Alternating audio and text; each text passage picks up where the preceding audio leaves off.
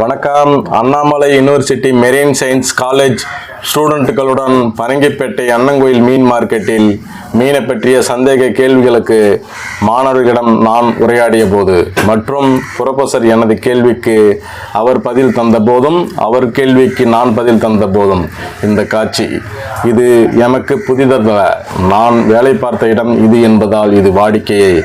ஆனால் மாணவர்கள் தான் மாறி மாறி வருவார்கள் போவார்கள்.